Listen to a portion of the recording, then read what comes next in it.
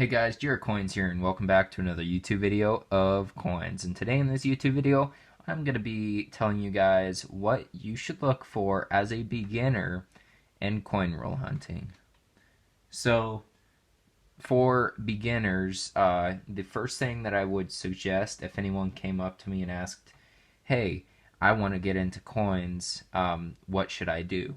The first thing that I would suggest is go to the bank and get a box of pennies. A box of pennies does not cost that much. It is 2,500 pennies, $25 in pennies. Everyone has 25 bucks. I mean, you could get it from anywhere.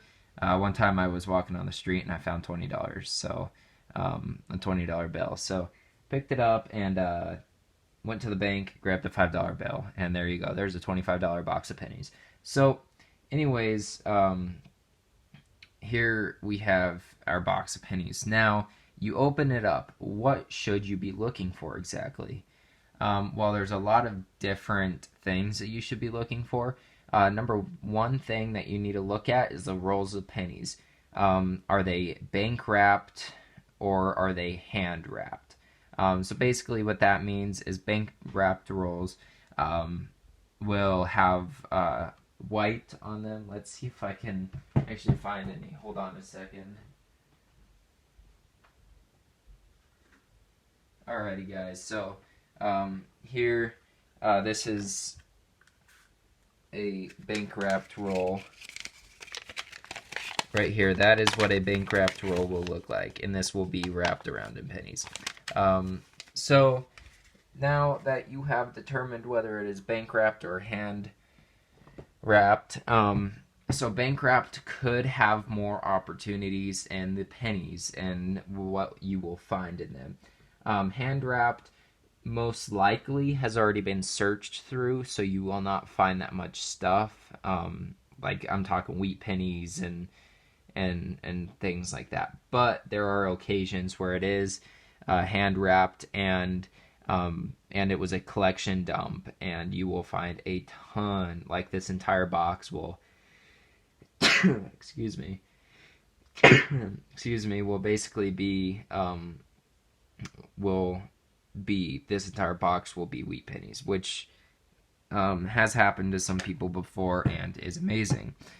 So you open up your first roll. Now you don't know exactly what you should be looking for, but you know the gist of it. You know that you should be looking for some pennies that have a wheat back on them.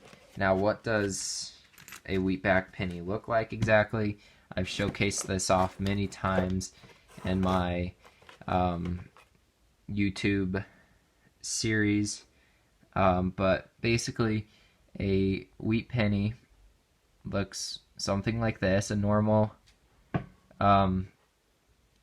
penny on the front, but you flip it to the back and you have the ears of wheat, and it says 1 cent. This is a wheat penny.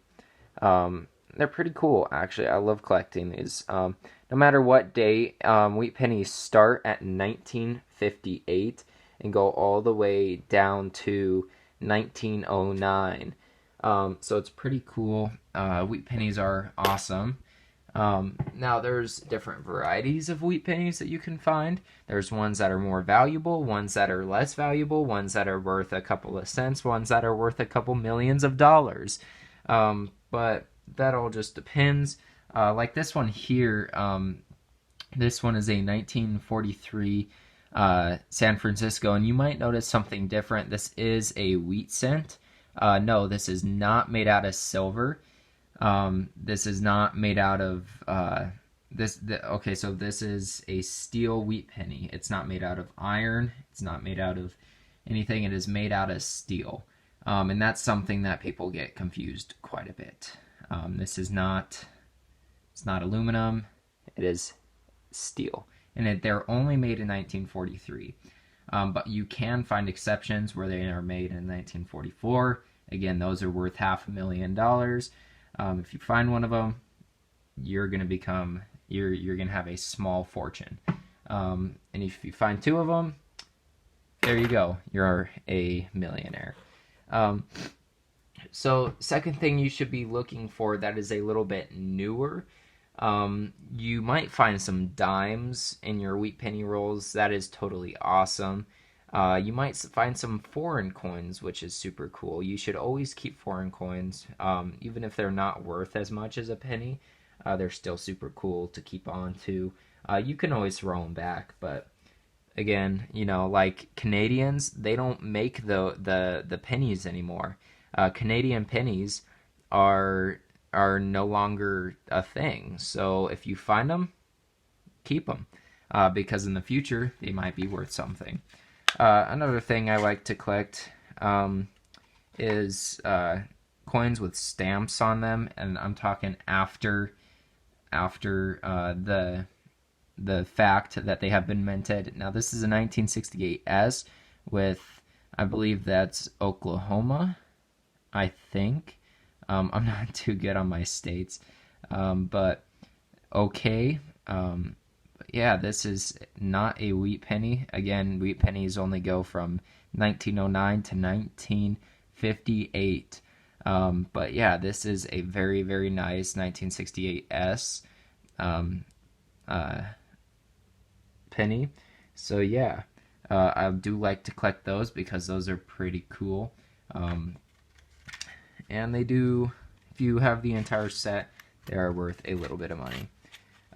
Something that you should also be looking out for that I personally like to collect.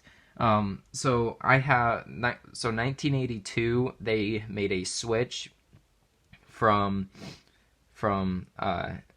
copper pennies, 95% copper, 5% zinc pennies. So bronze pennies basically. To almost all zinc. So that would be 95% zinc. They basically switched it around, 5% copper. So they are worth a lot less. And what I like to do is I like to collect the 1982 Philadelphia copper pennies. Small date, that is. Small date copper pennies. I think in the future these might be worth something. So that is why I'm holding on to them. And again, they are a Lincoln Memorial back, so look out for these. They're pretty cool. And small date against large date, I'm pretty sure I already have a video about that. But in case I don't, I will probably upload another video about that in the near future coming up here. But I do have an entire, I think I have 5 rolls of 1982 that are zinc, and 5 rolls that are 1982 coppers. Small date, large dates, and yeah, so I do have those just in case, the zinc 1982 is actually going to be more rare in the future, or the copper 1982 is going to be more rare. But I do think that they're going to be a collectible penny in the future. Moving on, so depending on your reference, I like to collect any pennies from 1969 and under. I will always keep any penny from the 60s and under. That is just because copper is going into a high demand. We are in a worldwide shortage of copper right now. So in the future, 60 to 69 might be worth some money. But something that I do like to do is keep my 1959 pennies in a different roll. So here's a 1959 plain date. 1959 plain dates are more rare than 1959 Ds from Denver. These ones are from Philadelphia. And 1959 pennies that have an estimate mark on them, they don't exist. So if you find one, send it off to PCGS and they will grade it and make sure that it's real and authenticate it. So yeah, I do like to keep my 1959s in a separate roll, just so in the future it will be easier to get to them. So 1959s, keep them. And as I was saying, 1960 through 1969, I like to keep all those. But also, I do like to keep estimate marks from 1970 to 1980s. So here is just an example, a really bad example. This is a 1970S. Nothing too special. Again, it's just worth maybe 2 cents. No one's going to pay 2 cents for it. But yeah, here's a 1970S, and it is pretty cool. Again, those might be worth some money in the future. Now, I'm just going through some rules here that I have collected of the pennies in the past year. Because if you guys didn't know, I put away my entire coin collection in 2020. So I'm starting new, basically. Another coin that I like to collect, which is not worth anything right now, it is worth a penny, nothing more. So if someone tries to sell you one of these for a couple bucks, they're ripping you off. Here we have a 2017 Philadelphia penny, and this is the only year of that Philadelphia has had a P on their mint mark. So if you can look down there, it has a P. That is the only year that it has had a P, and this is for its 100th or 200th anniversary of being a mint. So it's pretty cool. It is worth a penny. So again, you do not have to collect these, and they are not worth anything more than a penny. I just think that they will be a collectible item in the future.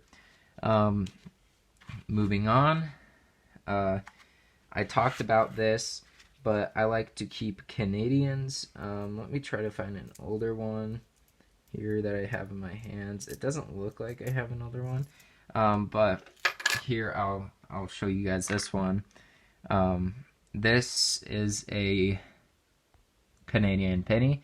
This is considered a young head, and the date is 1955 on this.